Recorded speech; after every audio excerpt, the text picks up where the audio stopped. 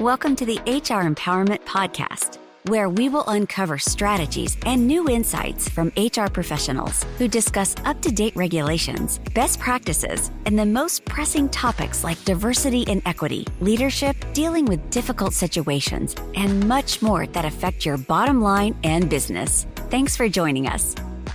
Hey, everybody, welcome back. Wendy Sellers here, the HR lady. We are here today to be talking about AI and so much more, but really talking also about, the fact that deep leadership and structural decisions are surfacing, and AI is helping and hurting us with that. So, with us today is an expert, a leadership coach at Incito, who works with executives navigating workforce disruption, organizational restructuring, and high pressure change. Welcome to the show, Shawn Gibson. Thanks, Wendy. Good to be here. Hey, where are you calling it from?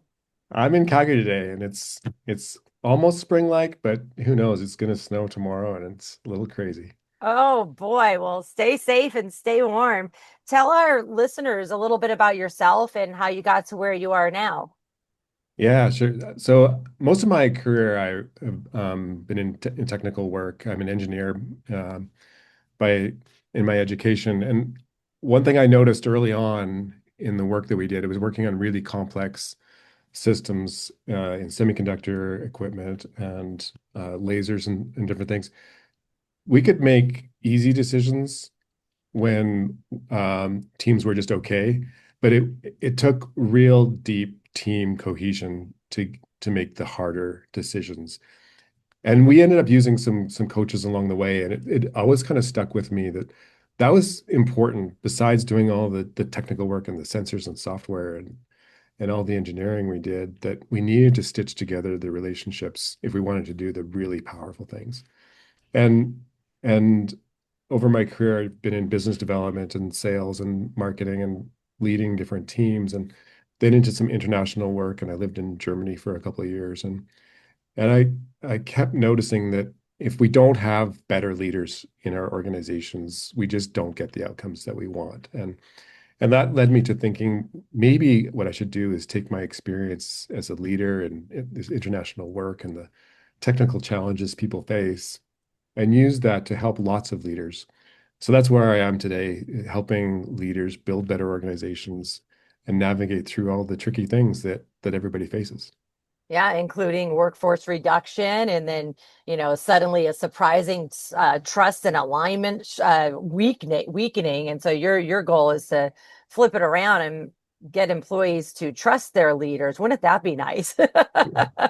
Yeah, trust is at the bottom of all of that. So It really is. So, we're in this AI world, which, like it or not, it's not slowing down. It's going full steam ahead. And when we see so many issues, especially when they're related to layoffs right now, is AI the problem or are deeper leadership and structural decisions finally surfacing? So my question to you is, are all the layoffs really about AI?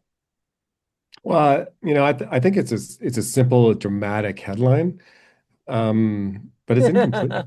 It's incomplete. It doesn't tell the whole story. And you know, there's at the bottom of all of these changes, we make changes as leaders because we're facing some forecast, some expectation that we're not meeting business performance that stakeholders, shareholders expect, and that's coming from all kinds of things with tariffs and political changes and changes in how the supply chain works and all kinds of pressures that affect the business, including technical changes like AI. So yes, it's for sure part of the equation, but I don't think it's the whole thing.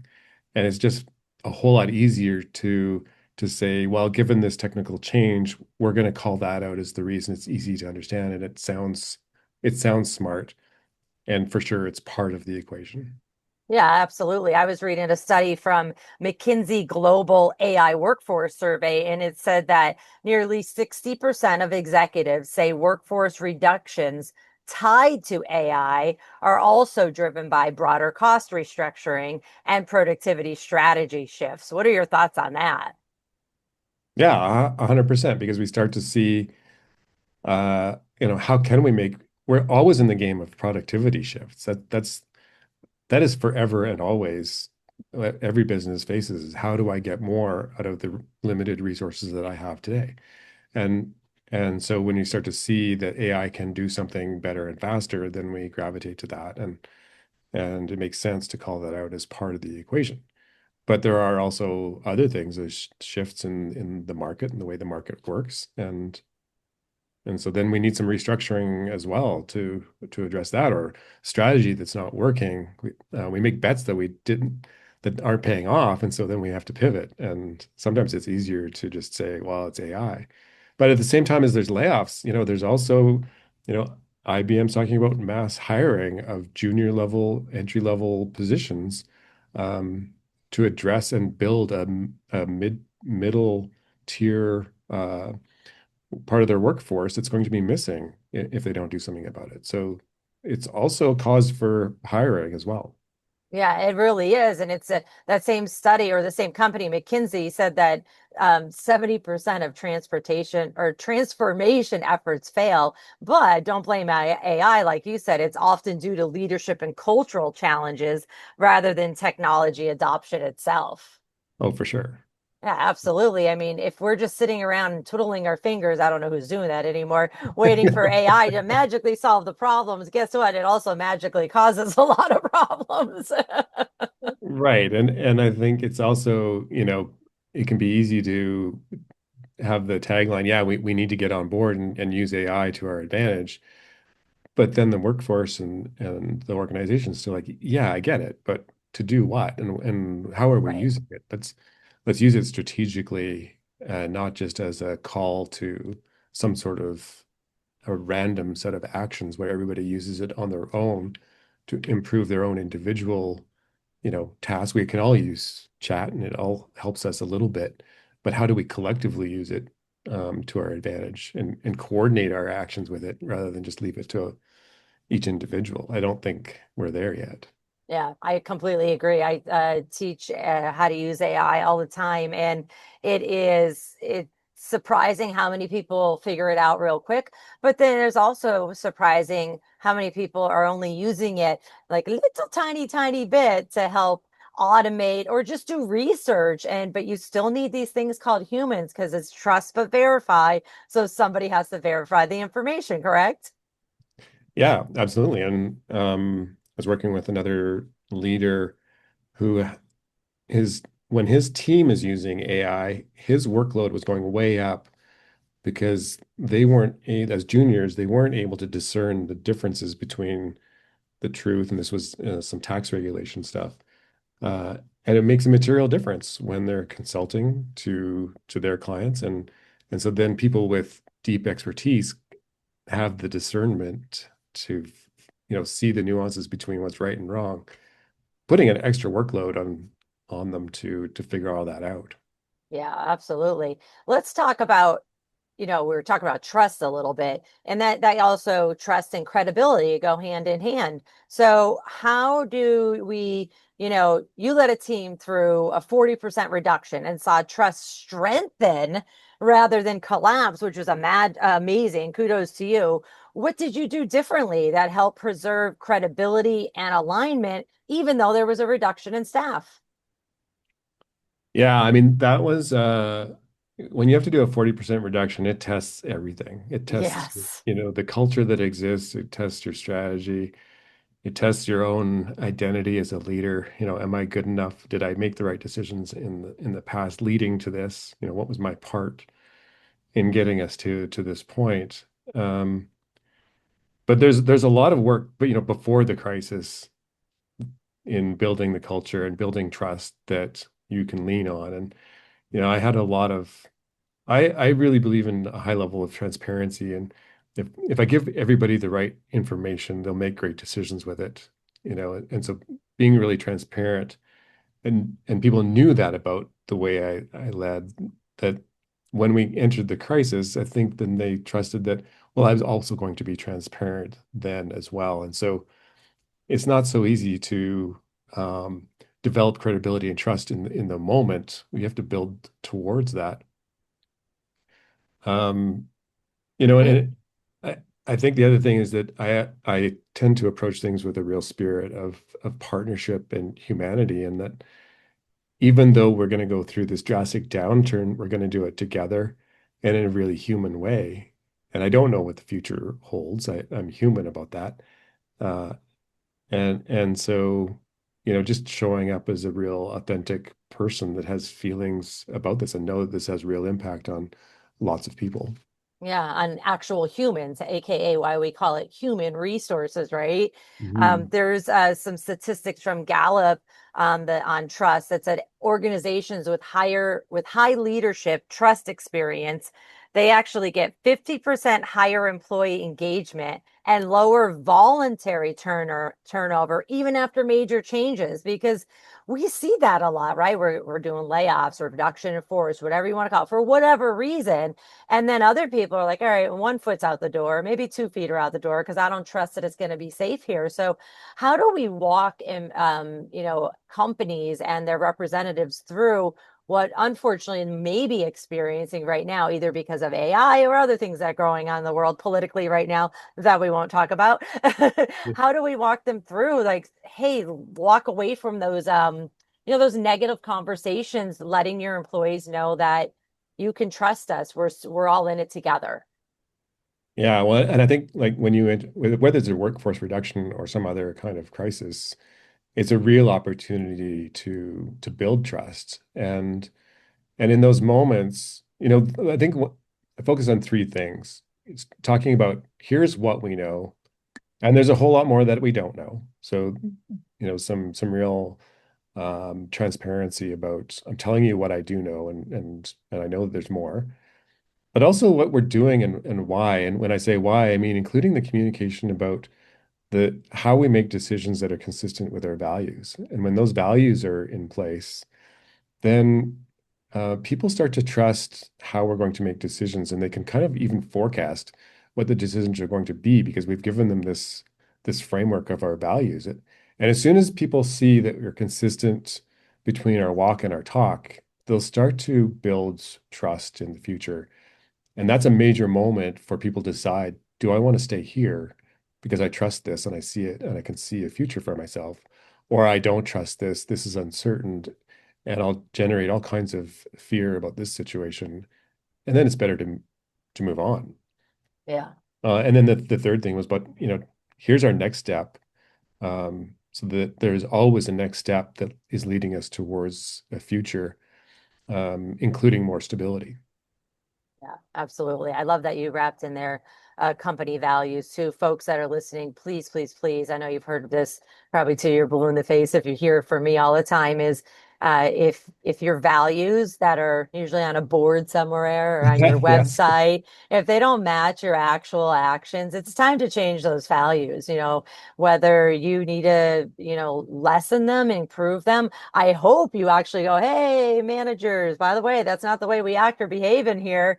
I tell everybody to put their company values right in the job descriptions and in the job ads and in the interview questions and in the review feedback. Because when my phone rings all day, every day, it's because somebody's acting a fool, not because they're not doing their job. So trust, 100% is connected to all of this. There's something called the workplace trust research, and they say that only 28% of employees fully trust their organization's leadership during layoffs or restructuring. And I think, you just hit the nail on the head there. It's how you treat people. And if they didn't trust you before, they're not going to trust you during it, right? Yeah, I think there's also a tendency to, in those downturns, people want to say, well, I didn't cause this. Things happen to us as an organization. So you're abdicating some accountability and or declaring a win too soon. Whereas like we're just going to get through this one round of layoffs and then we're going to be good. And then the second round comes because they didn't see the magnitude of it. And then all your trust is gone. And so there's a real, I think, way to navigate that where you need to take care of the whole transformation beginning to end and not declaring that it's over too soon. Yeah, that's it. That means you need to have a kind of like a change management project, a committee or a plan, and so that you're all saying the same thing and you're focusing on psychological safety and employee stability. And I think we're already getting to the point of saying, many leaders struggle with that. They could struggle with communication, period, even when times are good. But Mhm. many leaders struggle with communication during layoffs because they fear saying the wrong thing. So, Mm. what, in your expert opinion, what do teams actually need to hear during and after workforce reductions?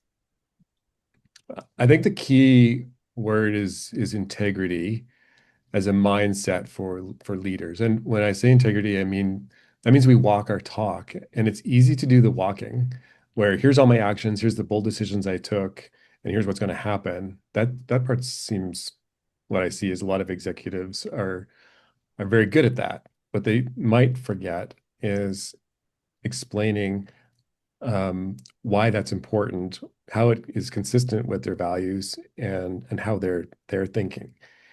And in order to build trust, I need to have that match between what I'm saying and what I'm doing. And when those two are matching, I've got integrity, and that will build trust. And so it's not even I talk all day long about what to say or what not to say, but if you keep a mindset of I'm going to keep integrity through this, you'll probably say the right things.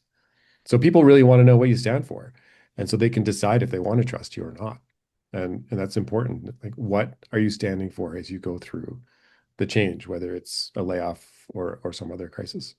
Yeah, it's that ongoing communication. Lack of communication is often cited as the number one reason employees lose trust in leadership, period, but definitely during change because there's not enough communication. And that just kind of brings it to another question. What the heck does communication mean? It may mean something different to me and you versus Mm. somebody else, right?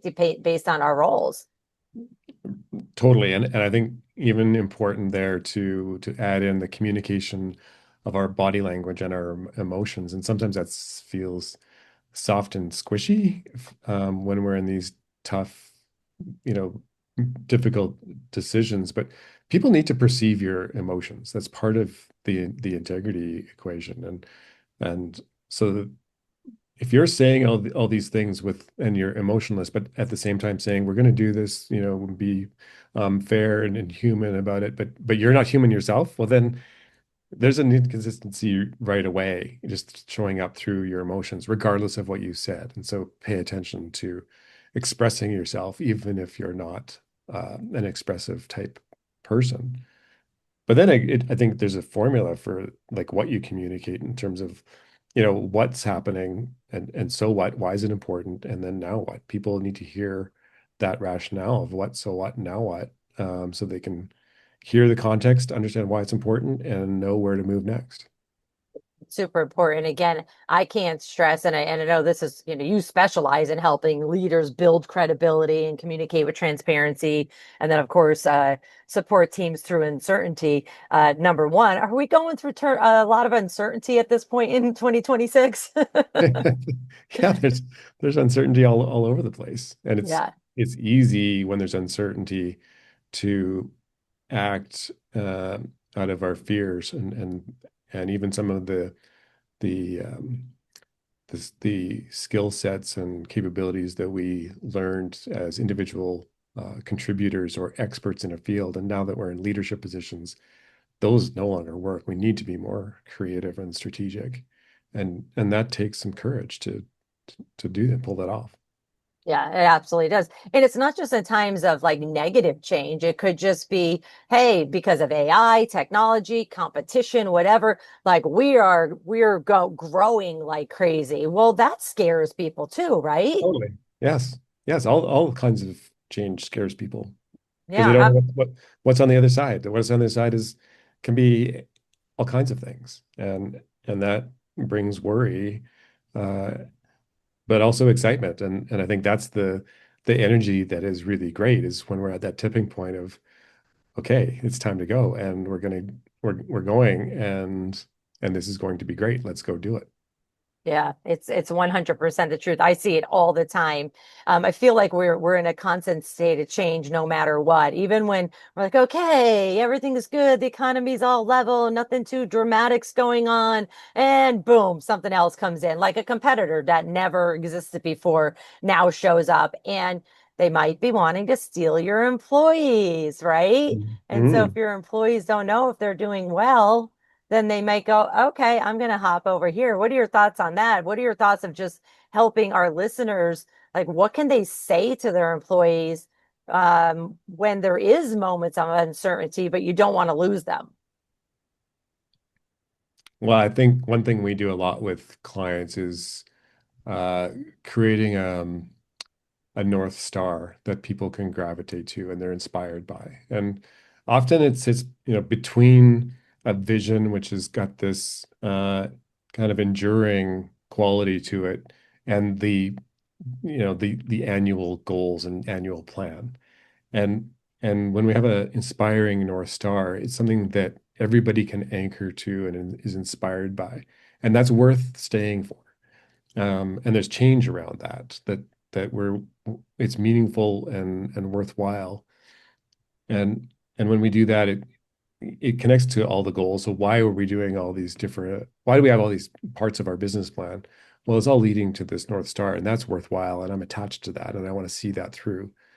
We need that kind of enduring purpose and direction. People will stay. And I think the other thing that is connected to that, it is also well before the change happens, is my relationship with my leader is one of the most important relationships that we can have. And doing really great one-on-one check-ins leading up to any kind of change or crisis is going to make that change go so much smoother. And so it's always all the work we do before the change and the crisis that really matters. And these one-to-ones, I'm talking about not just the check-in on the work and what's got done and the checklist of what's happened over the last week or several weeks, but really checking in on the human and how are you doing and what's going well and what do you want more of and showing some care for where they're going and what they need, and also a chance for you to give some feedback, candid, caring, courageous feedback. That brings me to my next question is, if there was layoffs, let's just say there was layoffs in of certain roles, but we're still hiring because things have changed. We're laying off those roles that, are being replaced by AI or technology. That the conversation often the support conversation, it usually ends once layoffs are completed. Like, all right, well, you still got your job. Keep moving forward. Don't worry about your friend that left. We still need to support those teams, though. What do employees and leaders, regardless of their title, actually need in the months after we just saw some reductions in force that, these were my friends that I just went to lunch with and now they're gone and I have guilt of surviving. What do they need? Yeah, I mean, there's all kinds of things to approach that, but I think the one thing that fundamentally is the same for everybody is their team has changed. Their team, either an individual has changed or maybe the entire team has changed. But it's when there's a change in a team like that, it's a new team. And and we all know about, forming, norming, storming, and performing as teams go through that transformation process of developing their relationships again. But we need to recognize that even if only one individual on the team changed, it's a new team. And so there's a really great opportunity. And I think this is often a miss where the idea is like, okay, if everybody just gets to work, we'll get to the better results faster. And so we just focus on the work instead of focusing on what are the new relationships, what are the new opportunities, and how we work together, and taking a bit of a pause to reset that, forming new and stronger relationships, and then going faster. And then we can go much faster rather than just trying to live with that baggage, live with even the loss without generating the new uh, Yeah. identity with a new team. Yeah, it totally is. Even if it's one person who left because of retirement or they hit the lottery, right? Yeah. We'll think of happy things. They hit the lottery and you're like, I'm happy for them, but now what? What do I do back here? And for those folks that are didn't understand or hear what he said, forming, storming, norming, performing, and adjourning is Tuckman's stages of group Yes. development. And so, if you want to, storming is the conflict phase, and we have conflict every single day, right? Yeah. Yeah, exactly. And AI brings that about. So it's also not only about when one of our team members changes, but also when there's a change in strategy or a major change that a team faces, they need to rejoin together and go through a bit of a storming. And AI brings an opportunity to do that again, and ask yourselves, where do we fit in? Where does AI fit in? And it's a great opportunity to strengthen a team and include AI on the team. Yeah, absolutely. And for those that are not, if you're not comfortable using AI yet as an everyday user, we do have trainings at Aurora Training Advantage on that. I'm actually one of the presenters, and AI has become my best friend. And at the same time, I've learned to be very, very careful what you put in there, right? Because now you become part of AI. So use it to get some things off of your plate and calm your mind down, but then also know that there are risks to that. I have another question for you. What are your thoughts on employee engagement surveys before and or after some kind of change, whatever that might be? Well, I think all kinds of ways to collect information can be helpful. And it always, um, whether it's an assessment or an engagement score or survey, it's all about what do we do with it on the other side, and and making use of it. So it's only as good as the data is only as good as what we do with it. Yeah, it really is. So please know we are both advising do not launch an employee engagement survey unless you plan on doing something with the results. Yeah, that's the worst. And what a great way to lose trust where, here we go Bingo. again. Here we go again. We're going to be asked our for confidential responses, and then nobody's going to do anything with it.